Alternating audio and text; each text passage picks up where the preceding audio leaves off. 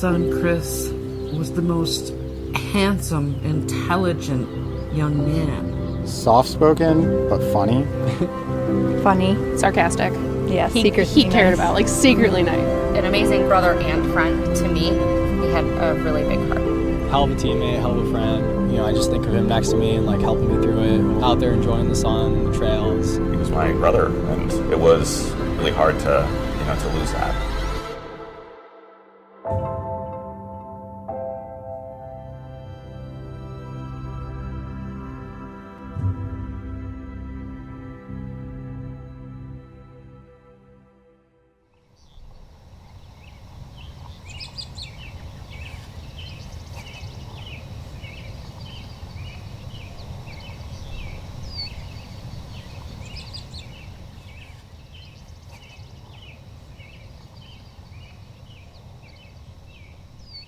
My name's Brenda Taddeo. I lost a son, my youngest son, to suicide almost 6 years ago.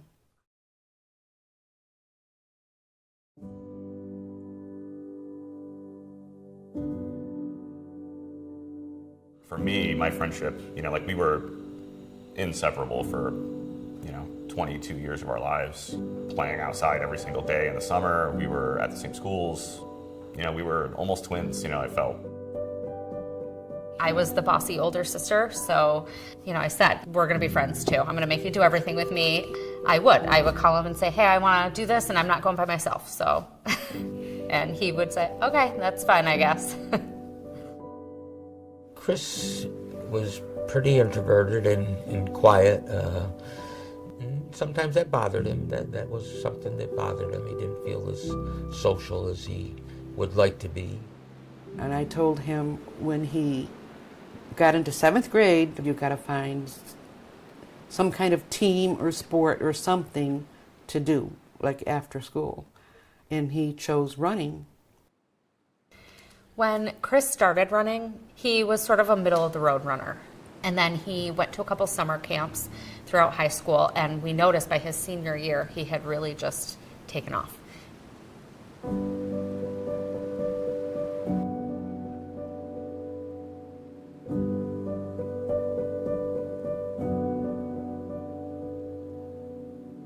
He was friends with people on his running teams. After college, they all sort of trickled away and moved out of town, moved out of state. So he didn't really have anybody anymore. Chris, I think, struggled a lot with his transition once he graduated from college. He had these expectations of himself. There was just something in him that he became more and more discouraged.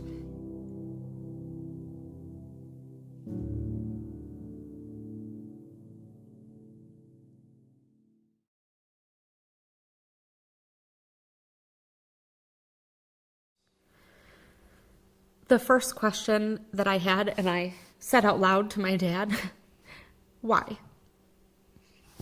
And he said, I don't know. Especially I had just talked to him, and I felt like, I just talked to him. How could this have happened? That day of his death runs through my head every day, too. And I have to try to set it aside and put it out of my mind.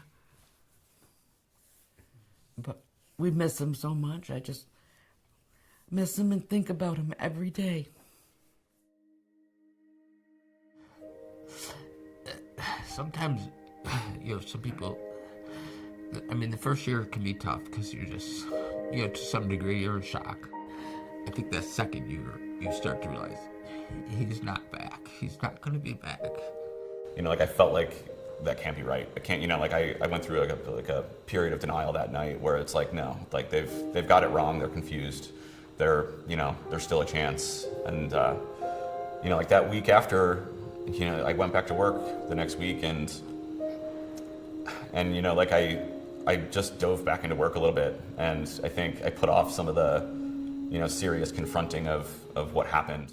It sort of felt like, well, he's away at school, he's away at college, and he'll be coming back someday. Well, eventually I learned that he's never coming back.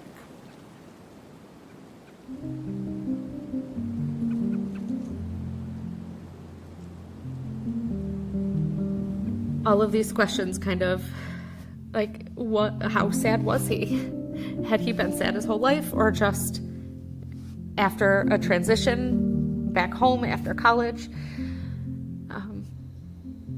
I felt like there was like a never-ending stream of all these questions that we were left with.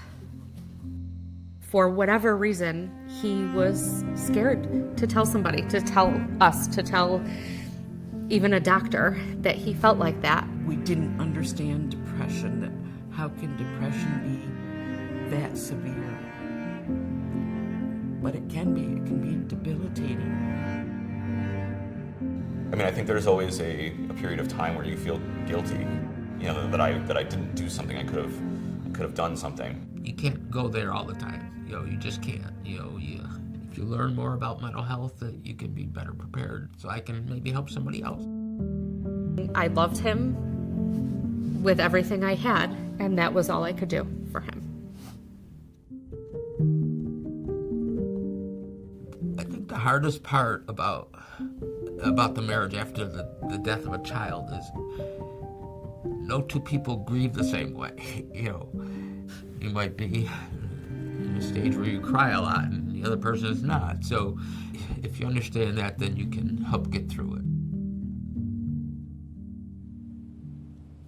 The days after, I kept on closing the bedroom door. And I think my husband wanted the door open to see his room. But then I realized this is where we raised our kids. And played in the backyard and played with each other and their toys. That house was their home.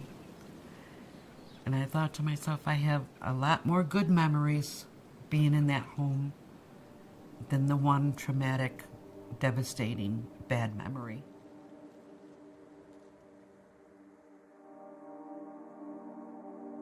So I started coming to church just a few months after he died. I saw a new light and a new hope. I joined a Compassionate Friends group, and this is for parents that have lost children. I know Brenda will internalize more than I do. Sometimes you say things at the meetings, you open up, and I find, she's feeling this. It's okay to have those feelings. They're natural feelings. There's nothing wrong with them. My first time I walked in, I was just amazed that there was so many other parents that had felt like me and had gone through losing a child. It was just so hard to believe, but they knew how I felt. We're fortunate that we had support. We had family, we had friends. So those kind of things impacted our lives. It's always going to hurt. It's always going to, be a part of me that's not there. But I think over time, you learn to rely on other people a little bit better. I had really great friends who were willing to talk to me when I needed to talk. They were willing to listen. They weren't scared to talk about Chris. They weren't scared to say his name. They weren't scared to say, I went for a run today and I thought about Chris the whole time. We would have wanted Chris to seek mental health treatment, to see a doctor. So how could we not do that for ourselves? My therapist let me talk freely about Chris, about what was bothering me. And I said, there are sometimes I will see something in Wegmans and I just want to cry. And he said, you know what? Why don't you? But it seemed like there would always be some sign from him to keep going or to just keep, get back up the next morning and do it all again.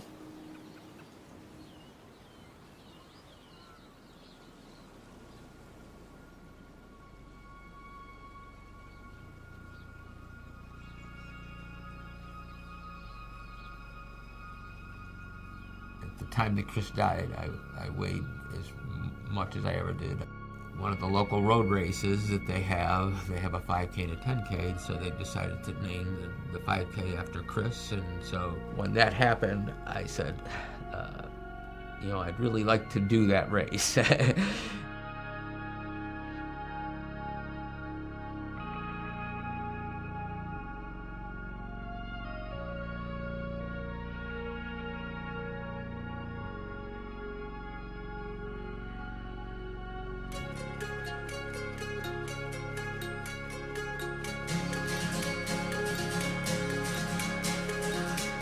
first 5K race was dedicated to Chris Daniel.